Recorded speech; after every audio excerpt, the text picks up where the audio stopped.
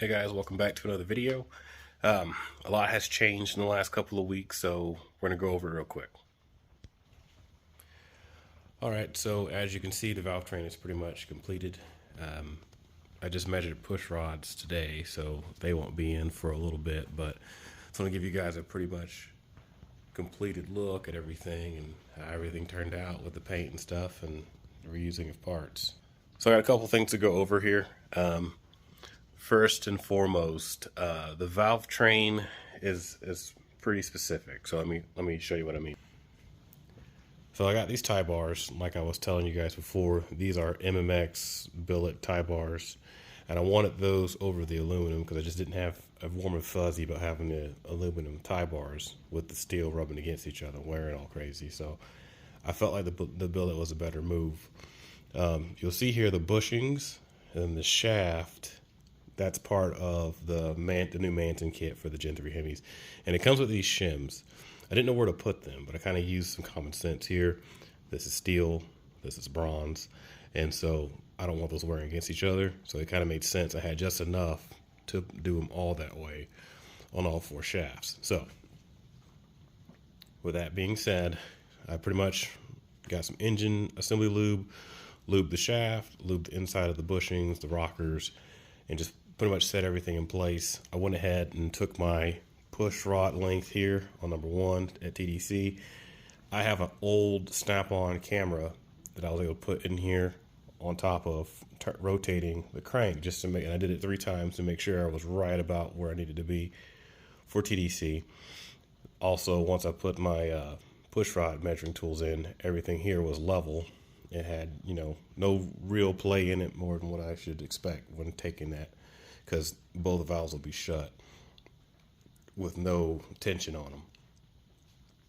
Also, this is a bit of a pain, to be honest, getting this on and off. I'm glad I'm not doing this in the car, because you'd envision this between fenders and the front assembly and your back all hurt and everything. So I'm glad I did all this while it was on the engine stand.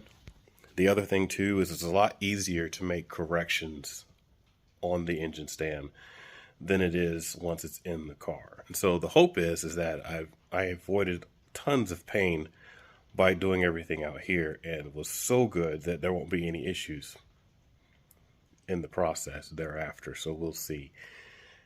We're pretty much done with the engine. The windage tray / pan gasket's on its way. That's an MMX deal. I could have bought a factory one, but cost-wise it was negligible between buying a factory windage tray and modifying it myself versus getting one that was already modified, and all I had to do was put it on the engine. So I took that route. Still got to get spark plugs. I'm not sure if it will be boosted at startup. I did find another blower, a Pro Charger off of a Challenger kit. Talked to Pro Charger, gave him the serial number. We're good there. And then I'll have to buy the rest of the pieces to make everything work on the Durango.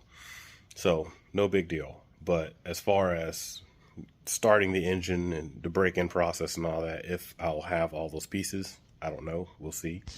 I've gotten lucky thus far, so anything's possible, but that's the goal. The goal is to have it Pro Charge and everything on it just like the way I want to drive it. So when we start tuning, we do it all one time. See, outside of that, so one thing I wanted to make aware. If you see here, the heads are on, okay? Because I just put the heads on a couple days ago.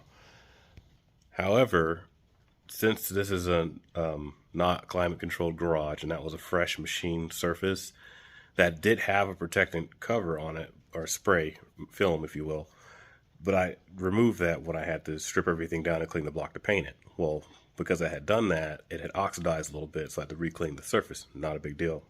I've dealt with it 1,000 times. Something to make you guys aware of if you're building an engine over an extraordinarily long period of time. Like this will be close to 8 months by the time this is all back in the car running again, which is fine. I mean, everybody's in a different situation. But I just want to make you aware, when you pick stuff up from the machine shop, they often spray these things with a machine surface protectant so that doesn't happen. Be that as it may, you either need to remove that protectant before you put the head gasket on, or be aware that it's removed if you're doing something like painting the block or whatever, and either put oil or PB blaster or something on that surface to keep it protected while it's open to the elements, especially if it's in a non-climate controlled area like I have. No big deal. I have these plastic little green wheels. I think I can show you guys here in a second that I used. Yeah, this guy. This is like a real soft plastic. You can use emery cloth. You can use, I wouldn't suggest sandpaper or any sort of really soft material to get your machine surface clean again. That on that air tool, you could put another lubricant on there if you want to really just nullify the possibility of hurting anything, and just slowly and gently clean the surface. That's what I did. It took literally no effort at all, and it was back clean again. Went through the whole head surface, head mating surface on the block, checked a couple areas, the little oil area here where the adapter bolts to, clean. Easy day. So the valve train, before I got sidetracked, squirrel, right? The thing about this is that this has a coating on it that is like a anti-wear coating, similar to the stuff that you put on, pistons and stuff, but it doesn't, it's not designed to wear or off because it's part of the material itself. These bushings are the same material that you see in the like Top Fuel drag car Hemis, but it's just cut down to length and size to fit a Gen 3. So this isn't just some like generic brass material that he bought to sell as a kit. Like this is from an already proven platform setup that's just been modified to fit the Gen 3. And if you see here, when you put the bushing in, you got the little shim on your rocker, because OEM, there's nothing here. It's just this. Actually, I got it right here. There's nothing there. Just the factory bolt with the securement, and then this, which is able to kind of move around pretty freely. So you can see, by buying these additional pieces, the real concern is to make sure that the rocker, you can see the loop I put on there, tappet end, and the top of the valve stem have tons of contact all the time. You see what I'm saying? So that little square patch never really leaves that area, because by doing that and removing that, you reduce the chances of this thing slipping off. Now, ideally, once this is torqued in place, that's not going to move that much, but it does move quite a bit, especially if you high RPM cammed racing type of scenario. So spending a little bit of money here, say, goes a long way. The other benefit to this is by including the tie bars with the improved shaft, it acts as a girdle because of the increased material, and clamps everything down here, similar to the webbing in the crank, to tie the whole head together as one big solid piece. Because now, see how that's the thickness of that shaft there, unlike the OEM, which is not only thinner, but it's only hardened in the areas where this rides, versus this is hardened all the way through, as the way Trevor was explaining it to me, because all this stuff is pre-assembled by factory, right? So they only increase the strength where it would be working on the engine, and then kind of thinned it out some where the machine itself would be handling the material, or the shaft in this case, let's put everything together. So that's really the bigger advantage there. He went on to explain like the material quality and hardness and all that, which, I mean, it was a while ago when I was talking to him about it, but all that considered, it was a worthy upgrade for me. It made sense for me. And obviously you can save quite a bit of money just working with OEM stuff like I have over there, and there's nothing wrong with that. But for me, since I want to do this one time, and I've done this a bunch of times on a bunch of different engines over the years, and I wasn't really in a particular rush to put this engine together, that extra, I think it was 500-ish, 600-ish bucks altogether between the tie bar. Well, no, that was just for the shafts.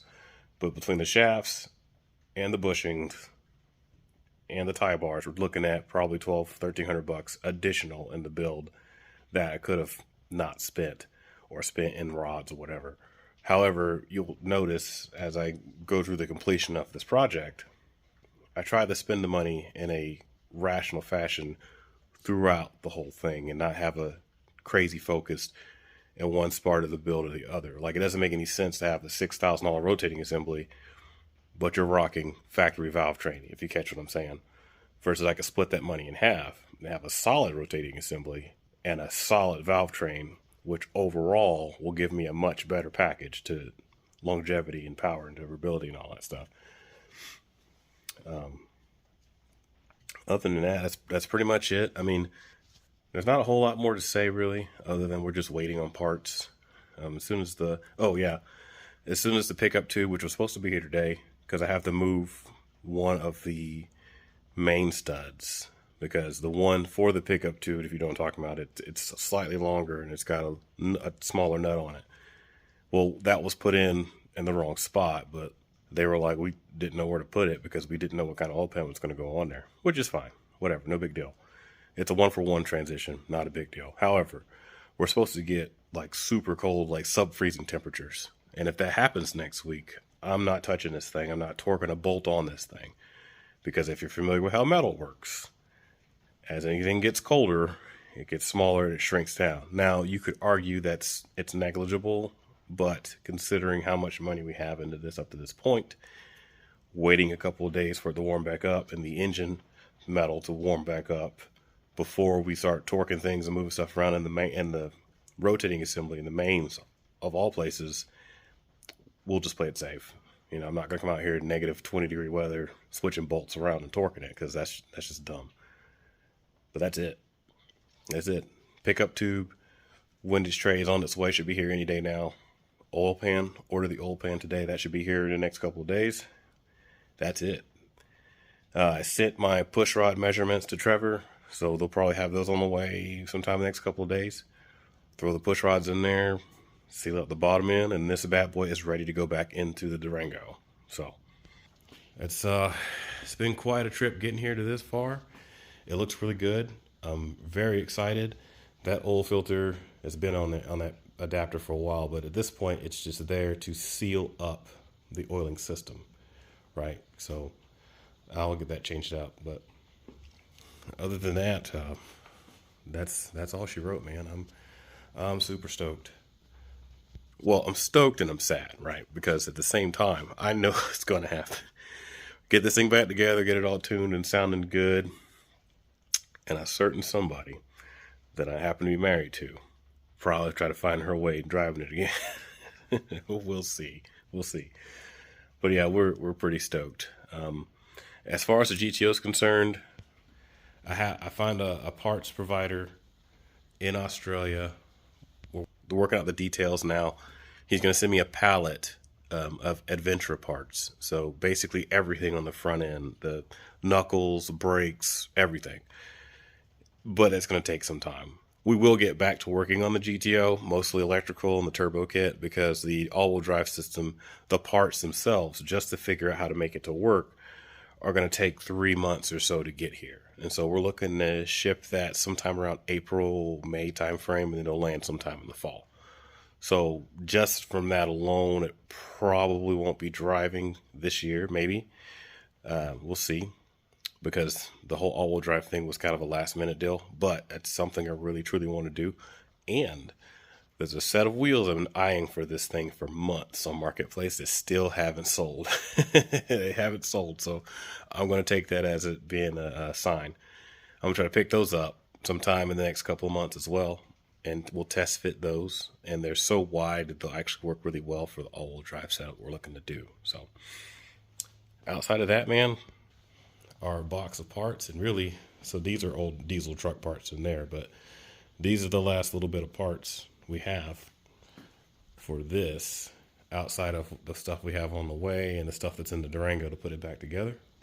And we should be looking at a cam stroked, blown 426 Durango here in a couple of weeks, man. So I'm excited. I know it's a little bit all over the place, but it's just, I got to work on this today and get a lot of last minute touches taken care of. And the more I work on it towards the end here, the more excited I get, because it's it's been a long time coming. So thank you guys for your support, and thanks for watching.